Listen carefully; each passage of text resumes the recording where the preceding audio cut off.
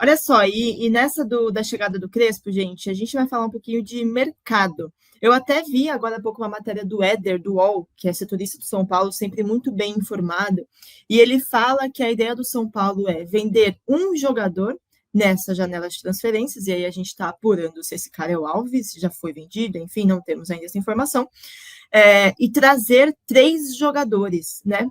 E isso, inclusive, é parte da nossa pauta de hoje, mas eu tô com uma pequena dúvida aqui, que eu até queria entender o que vocês pensam sobre. Porque, a princípio, o São Paulo quer um ponta, um meia armador e um primeiro volante. Mas então são 4 reforços, né? Porque o Dineno, ele meio que entra nessa de meia do ano, não é? Ou eu tô louca? Não, entra. Acho que dá pra colocar sim. Porque o Dineno, na verdade, ele já consegue chegar, ele já estava aqui no mercado brasileiro e tudo mais, não tinha feito 7 jogos pelo Cruzeiro, então ele já poderia estrear, estreou contra o Vasco, mas foi praticamente, ele vai praticamente reestrear contra o Flamengo, né? Exato. Foi um negócio meio apagado, eu até curioso que ele foi falar na zona mista, né? Mas então, assim, eu tenho um pouco de, não sei se é meio estranho, mas assim, eu acho 4 meio muito, tá? Bastante, para quem não tem dinheiro nem para pagar o que já tem. Eu achei um pouco exagerado esse número, né, Vanessa? Mas eu acho que, cara, o plano, né, a teoria de que, olha, vamos nos reestruturar, ela é muito legal, mas na hora H, você tem que colocar o seu time competitivo, e aí é uma linha tênue, né, entre as duas coisas, e o São Paulo se viu nessas necessidades. Você acha que todas essas posições, né, aí a gente coloca, eu vou ignorar que são 3, vou colocar 4, tá, porque para mim o Dinamo tá nisso, como um atacante, um ponto, um meio armador e um primeiro volante, você acha que precisa disso tudo? E eu quero saber do chat também, se precisa desses 4 caras. Eu acho que dessas posições é que eu não tentaria realmente, acho que eu tiraria um ponta, né? Porque assim, o Dineno, ele chega teoricamente ali para a posição do Caleri, né? Que é o André Silva, e a gente tem o Rian também, né? Então, ele chega meio que aí. Assim, ele é uma incógnita ainda pra gente, porque ele vem de lesões sérias, é uma coisa que o Wilsinho tem comentado bastante nas lives aqui. Eu dou muito crédito pro que o Wilsinho fala, porque ele viveu muito isso, viveu o ambiente de futebol, então acho que tem que ser levado muito em consideração. E então acho que esse lance do Dineno a gente vai ver como vai ser, né? Porque ele foi colocado ali num jogo muito complicado também do Vasco, São Paulo já perdendo, jogando muito mal, totalmente perdido. E a gente vai ver como que vai ser agora o desenrolar dele, que teve apenas uma oportunidade de entrar em campo. Ok. Aí a gente tem o primeiro volante, que acho que é realmente uma posição que o São Paulo precisa muito, e a gente precisa de contratações pontuais. Eu acho que essa seria uma, porque a gente vem realmente do Pablo Maia ainda parece que retornando, né, de lesão, ainda não está no seu ritmo ideal. Tem o Luiz Gustavo, que tivemos atualização essa semana em relação à situação dele, né? Mas também não sabemos como vai ser esse retorno. Ele tem contrato também até o final do ano. E assim, analisar as opções, também olhar mais para a base agora. Mas eu acho que assim, uma coisa que eu falei muito ontem no Extra, que a gente estava em meio ao Extra e o Crespo foi oficializado, que eu lance acho que do Crespo poder opinar nisso também, né? Porque não adianta nada a gente trazer posições que talvez o treinador não vai utilizar. Eu citei até a observação do Bruno Rodrigues, que hoje está no Palmeiras e foi reforço do São Paulo em 2021. E ele chegou como, tipo, grande destaque da Série B, fazendo bons jogos pela Ponte Preta, e o Crespo não o utilizava. Ele foi pouquíssimo utilizado pelo Crespo naquela ocasião. Então, não adianta a gente também trazer reforços que não vão ser utilizados pelo treinador. Então, acho que agora tem que passar muito pelo aval dele, o que ele realmente vai precisar, olhar para o elenco, e para trazer assim. Eu sei que a gente não tem muito tempo, eu sei que a gente não tem dinheiro, mas eu acho que assim, no mundo ideal seria realmente ouvir o técnico, ver as condições do que o São Paulo tem, o que tem na base que dá para aproveitar, porque é isso que a gente vai ter que fazer, oportunidades de mercado e base. Eu acho que, o JP, muito do que a galera pede e bate muito na tecla é isso, né? O São Paulo, tudo bem se precisar. Todo mundo aqui quer ver o São Paulo competitivo dentro das suas limitações financeiras, né?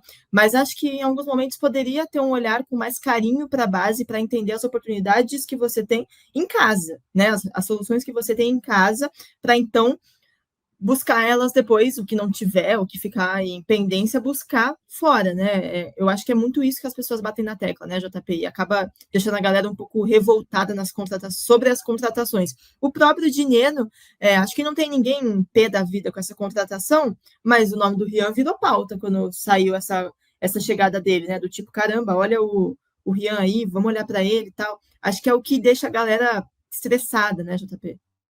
Então, a questão do Dineno me parece muito que foi uma análise do Zubeldia, de não ter uma preferência para usar o Rian. Me parece que o Zubeldia não gosta muito, não gostava, né, do estilo do Rian. Talvez queria um ganho maior de massa, talvez a característica do jogador não agradasse o treinador. Agora precisa sentar com o Crespo e falar: Crespo, ó, o elenco é esse, o que você precisa, o que você não precisa. Ele precisa fazer uma avaliação do que tem à disposição, e o Crespo, ele me agrada num ponto de utilização de base, porque o que a gente viu em 2021, e até no defensa, tá, antes de vir para o São Paulo, inclusive ele praticamente revela o Enzo Fernandes hoje no Chelsea, na seleção argentina. Inclusive ele indica o Enzo Fernandes para o São Paulo trouxe o William na época, para quem não se lembra, o William volante, a indicação do Crespo foi o Enzo Fernandes. Então, lógico, o William é muito mais jogador que o Enzo Fernandes, né? A gente não discute muito isso, né? Claro. Mas enfim, né? Falando sério agora, eu acho que o Crespo ele vai sim olhar para a base, porém, essa busca do São Paulo por reforços me passa um recado, eu posso estar muito enganado, de que a diretoria do São Paulo já tem um planejamento de vendas de jogadores da base. Matheus Alves, não sei se essa notícia do CSKA Moscou, esses 6 milhões de euros, realmente é verdade, mas me parece que é um jogador que o São Paulo tem o interesse de vender, assim como o Rian Francisco, porque o Dineno chegou, o Lucas Ferreira, sempre observado, o próprio Luca vai ser observado também. Então me parecem jogadores que podem ser negociados no meio do ano, e aí o São Paulo já se preparando para repor.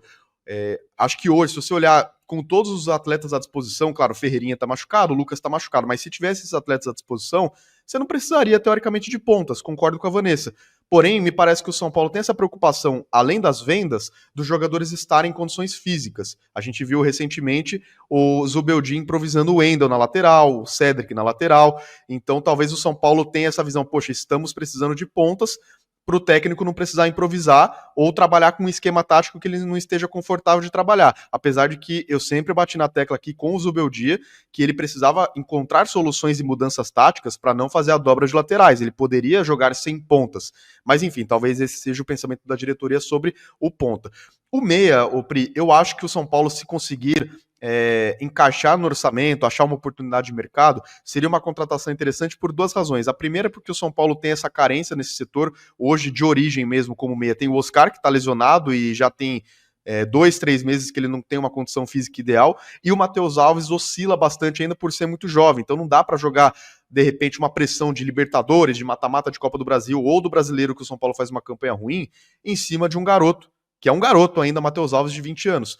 Então, eu acho que o São Paulo também tem esse pensamento, poxa, até pela possibilidade de venda do Matheus Alves, e mesmo que ele continue, talvez não tenha tanta confiança que ele será titular absoluto, e o Oscar não tem uma parte física que chegou ainda no nível ideal, o São Paulo não quer mais ver, por exemplo, o Luciano improvisado nessa função, ou alguma outra peça sendo utilizada, talvez o uso de 3 volantes, então talvez a direção pense nisso. Eu acho que realmente dessas posições, realmente faz sentido você buscar um meia armador, um meia criativo, até que caia pelas beiradas do campo.